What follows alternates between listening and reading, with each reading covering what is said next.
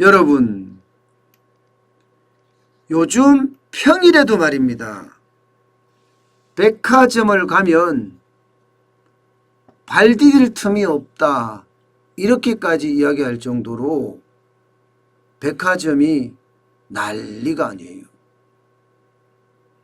명품관이나 혹은 좀 맛있다는 집, 식당이나 심지어 여성 의류 매점까지 줄을 선다고 이야기해요. 이를 두고 전문가들은 보복 소비가 폭발했다. 이렇게까지 해석을 하고 있습니다.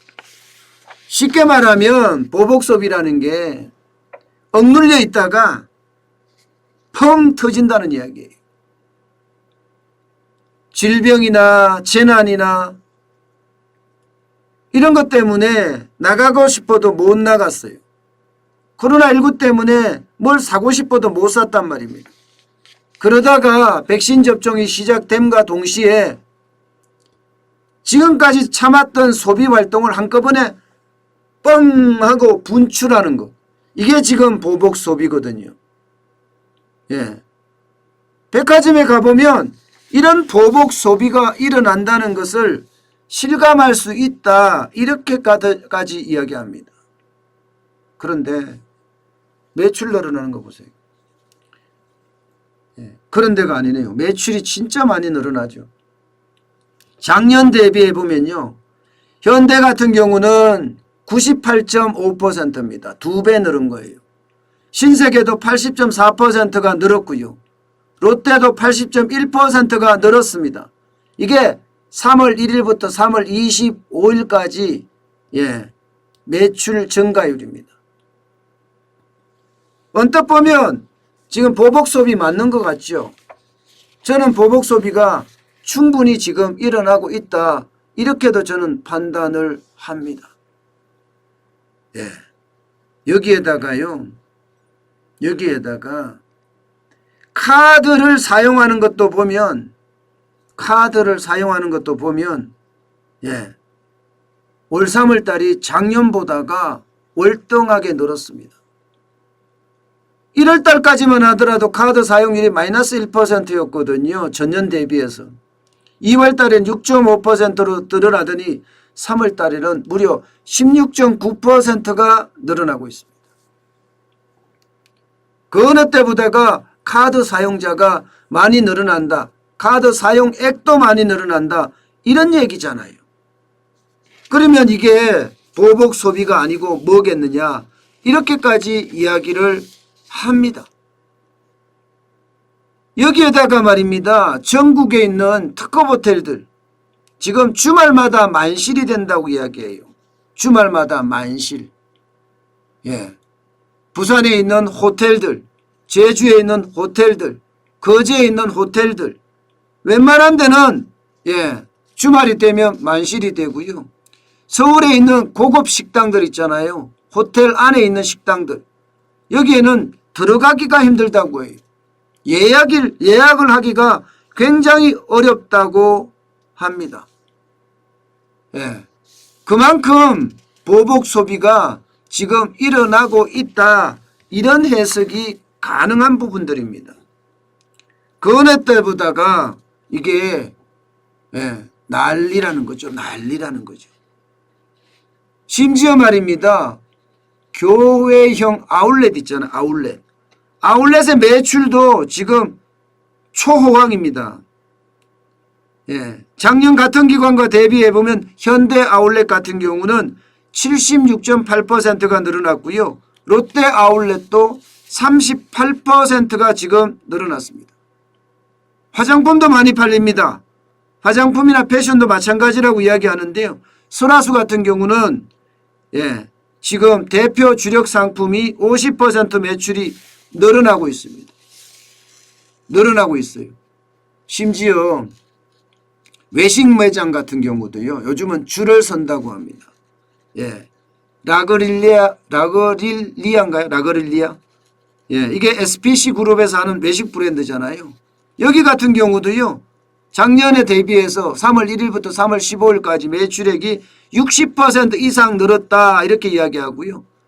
CJ 푸드빌에서 운영하는 빕스나 더 플레이스 제일 재면소 같은 경우도 평균 35% 정도 매출이 늘었다 이렇게 이야기합니다. 가히 보복 소비라고 이야기할 만큼 올라가는 거죠. 그러니까 카드 매출이 쭉쭉 올라가고 있는 겁니다. 그런데요. 여기서 이제 그런데가 중요합니다. 그런데요. 작년 3월을 좀 봐야 될 거 아니에요. 지금 현재 3월은 백화점 매출이 2배가 되고 여기에다가 카드 사용액이 16.9%가 올라갔으니 보복 소비라고 이야기할 만하다 이렇게 이야기를 하잖아요. 그러면 작년에는 어땠을까요? 작년 3월. 작년 3월 사실 어려웠습니다. 보시는 것처럼 오프라인 전체적으로는 17.6%가 줄어들었고요.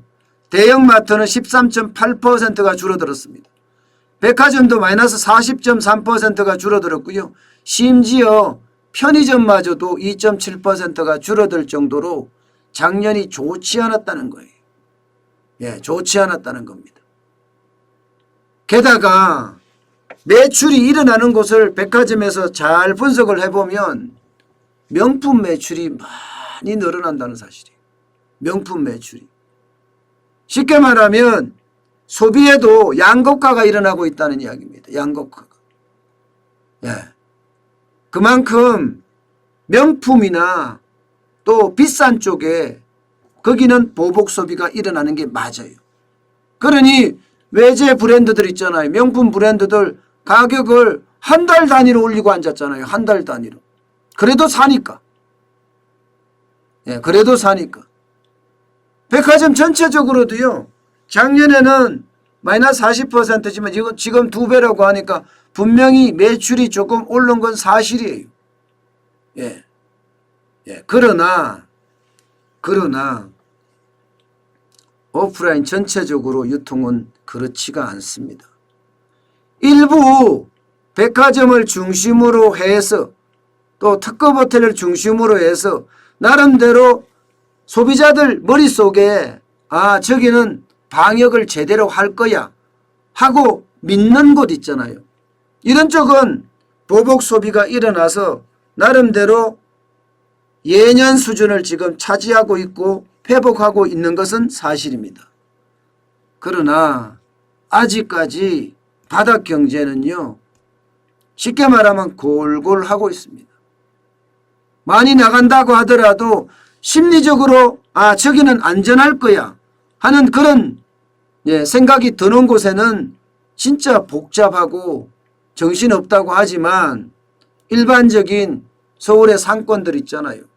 종로라든가 명동이라든가 심지어는 골목 상권까지도 옛날처럼 아직 그렇게 회복되기에는 멀었다.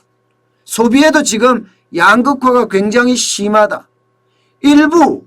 일부 명품이나 또 안전하다고 심리적으로 안전하다고 생각하는 곳, 방역이 잘 된 곳은 매출이 늘어나지만 나머지 바닥 경제는 시원찮다. 아직까지는 멀었다. 그만큼 K자형 양극화 소비가 진행되고 있다. 이렇게 평가할 수 있을 것 같습니다. 아직까지요. 이게 소비가 제 궤도에 들려면 시간이 좀 걸리겠다. 이렇게 보는 겁니다. 여러분, 경제 성장률은요. 수출과 소비와 이게 투자와 이 세 가지가 가장 큰 역할을 하거든요. 분명한 것은 작년보다 코로나19 때 작년 3월보다 지금 좋아지는 것은 분명합니다.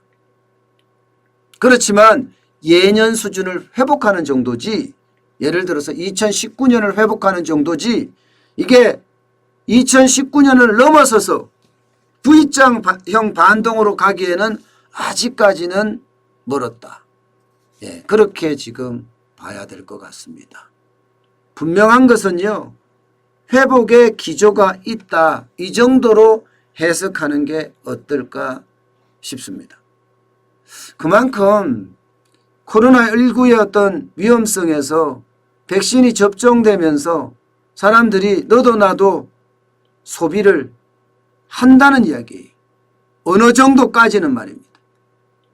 예, 그만큼